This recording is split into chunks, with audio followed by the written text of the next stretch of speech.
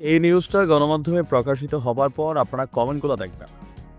হতাশার অনেকেই মন খারাপ করেছেন। কেউ বলছেন, স্যার প্লিজ আপনি এমন সিদ্ধান্ত নিবেন না। স্যার প্লিজ এদেশের রাজনৈতিক দলগুলোর সাথে আপনি অভিমান করবেন না। জনগণের সাথে আপনি অভিমান করবেন না। আপনাকে আরো ৫ বছর ক্ষমতায় চাই। কিন্তু চাইলে কি আসলে ক্ষমতায় রাখা যায়? ক্ষমতায় থাকার জন্য একটা সিস্টেম আছে, একটা ওয়ে ফলো করতে হবে। দর্শক, আজকের দিনের খুবই গুরুত্বপূর্ণ খবর হচ্ছে নির্বাচনকে আগামী ডিসেম্বরের মধ্যেই অনুষ্ঠিত করার জন্য আমাদের প্রধান উপদেষ্টা যিনি আছেন ডক্টর মোহাম্মদ ইউনূস সংস্কারের কাজগুলোকে দ্রুত গতিতে এগিয়ে নেওয়ার তাগিদ দিয়েছেন বা নির্দেশনা দিয়েছেন।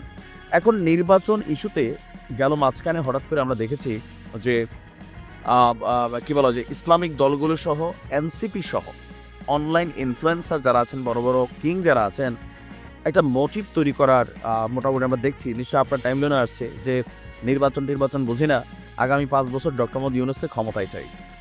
তো এই যে ডক্টর মোহাম্মদ ইউনূসকে ক্ষমতায় চাওয়া নিয়ে গতকালকে আমাদের স্বরাষ্ট্র উপদেষ্টা বলছিলেন, রাস্তায় গেলে মানুষ বলে আপনারা আরও ৫ বছর থাকেন। এটা নিয়ে আবার বিএনপির সমালোচনাও করেছে যে উপদেষ্টাদের মধ্যে অনেকের খায়েশ হয়েছে আগামী ৫ বছর যেন ক্ষমতায় থাকতে পারে। তো বিএনপির একদম হাই অথরিটি থেকে সবাই চাচ্ছে নির্বাচনটা আগামী ডিসেম্বরের মধ্যে হইতেই হবে। কেউ আবার হুঁশিয়ারি টুশিয়ারি দিচ্ছে যে আদায় করে নেব, এরকম নানান বক্তব্য ভাষাও আসছে। অপরদিকে জনগণের মধ্যে একটা বড় অংশ যারা ডক্টর মোহাম্মদ ইউনূসের অনুসারী, শুধুমাত্র ডক্টর মোহাম্মদ ইউনূসের, আমি অনেকেরই দেখছি যে এনসিপির সমালোচক, বাট ব্যক্তি ডক্টর ইউনূসের সাপোর্টার। এরকম যারা আছেন তারা সকলেই চাচ্ছেন ডক্টর মোহাম্মদ ইউনূস আগামী ৫ বছর থাকুক। বাট তিনি জানেন যে সিস্টেমের বাহিরে কোনো কাজ করলে তিনার মতন একজন ব্যক্তিত্বই নষ্ট হবে। আগামী ডিসেম্বর থেকে আপনার কি বলা হয় যে ২০২৬ সালে জুন মাসের মধ্যে, মানে এখন ২টা টাইম ফ্রেম এখানে আছে, বারবার যেহেতু আমাদের ডক্টর মোহাম্মদ ইউনূস বলছেন এই ডিসেম্বরের মধ্যে যদি যারা সংস্কার মানে কমিশনগুলো আছে তারা কাজ শেষ করতে না পারে, তাহলে এটা চলে যাবে আগামী জুনে, মানে জুনের মধ্যেই হয়ে যাবে, নির্বাচন শেষ হয়ে যাবে, হয়তো এপ্রিল মার্চে হইতে পারে।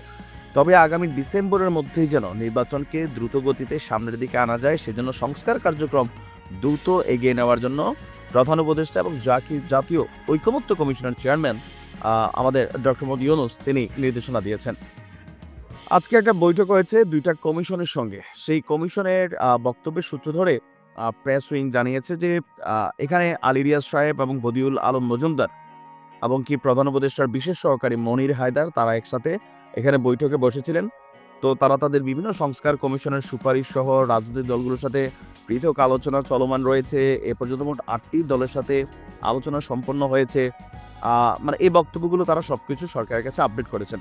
তো ডক্টর মোহাম্মদ ইউনূস সকল কিছু শুনে তিনি বলছেন যে আগামী ডিসেম্বরে নির্বাচনের জন্য দ্রুত সংস্কারকে আগায় নেওয়া দরকার। আর যদি না হয় তাহলে সর্বোচ্চ জুনের মধ্যে নির্বাচন দিয়ে দিতে হবে। এটা আমরা কন্টিনিউ শুনছি। এটা অভিমানের কথা বা জনতার এই যে আবদার, আপনারা গণমাধ্যমগুলোতে যেই নিউজগুলো আসছে সেইখানে আপনারা নিচে কমেন্টগুলো দেখবেন।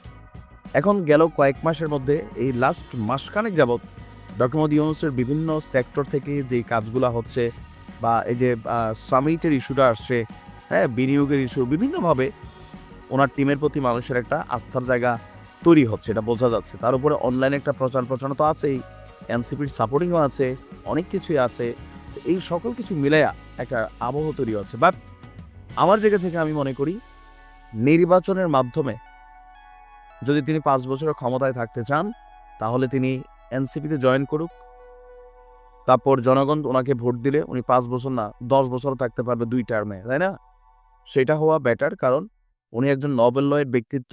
নির্বাচন না দিলে ঘুরে ফিরে আবার ওই শেখ হাসিনার গতিতেই ওনার বাংলাদেশ ছাড়তে হবে। এই কথা কে বলছে? দুদু সাহেব বলছে, বিএনপির, যে যদি না যান তাহলে ৫ই আগস্টে শেখ হাসিনার কি হয়েছে এটা একটু খেয়াল রাখতে বলছে। তো নানান প্রতিবন্ধকতা আছে।